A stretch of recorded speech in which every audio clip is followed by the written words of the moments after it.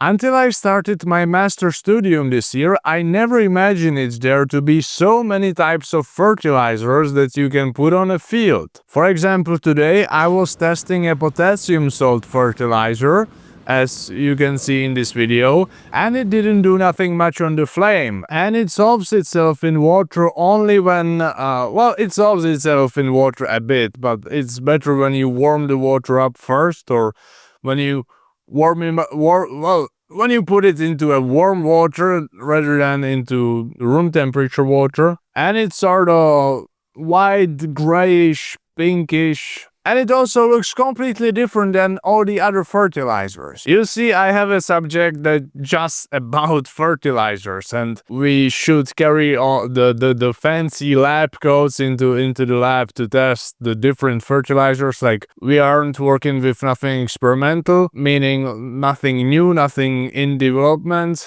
We are just testing old, already widely used fertilizers so that we can then pass the exam, or a part of the exam, in which we'll get a fertilizer and we'll have to tell what is it, like the name of that compound that we got. And it really is interesting to see the variety. For me, I never was into tractors or conventional agriculture, but now I grew sort of closer to that field. It's interesting that the amount of brain power and everything, like resources that people has to put into agriculture to get everything we now have. Only the variety of the fertilizers we have for all types of different soils and crops. The applicators, like something you have to spray with hoses directly on the ground under the crops so that you don't burn them. Something you have to spray on the leaves, on the foliage. Something you have to put directly into the ground. Just plenty of interesting stuff. And I guess it all started, it didn't, okay, no. That was a bit of an exaggeration. But a lot of it started with, what was his name? Fritz Haber, and the other one, Karl Bosch. These two German guys, they invented the Haber-Bosch reaction, I guess, and thanks to that, you and me can eat and live on this earth. It's a reaction to get nitrogen from thin air, basically, and we learned that about 11% or 1/3, or maybe in the cities it's like 1/2 or something like that, of all nitrogen is the most abundant element in the universe, I believe, by the way.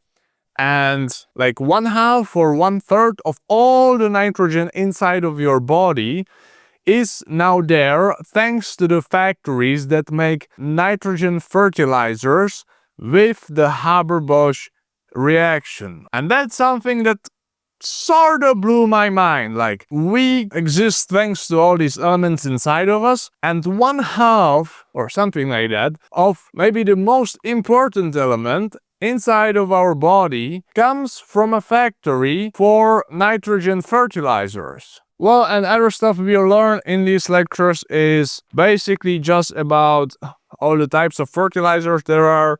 We also learn like the trade names and stuff, how to calculate the real, allegedly when you get a bag of that fertilizer or that contains that fertilizer, the amount of the nutrients in there or the element in there is given in oxide, like K2O, and you then have to calculate it with the proton number, like the atom weight, times 2 divided by 94, because 94 should be the weight of the whole thing, and you get that, whatever, these are just formulas on how to calculate the volume or the weight of the actual element inside a bag, so that you know how much of that element are you really getting. So, for example, if you buy a 5-pound bag of a fertilizer, you don't get 5 pounds, so 5 pounds of the element that you want. But I guess you know that. But I just wanted to share my excitement about all the new things, all the new stuff and chemical stuff that I'm learning at the university right now. And let me know if you got any, I guess, memories like this, or if you are in the same process right now about learning something new about agriculture. I would like to hear about that. So let me know, and thanks for watching.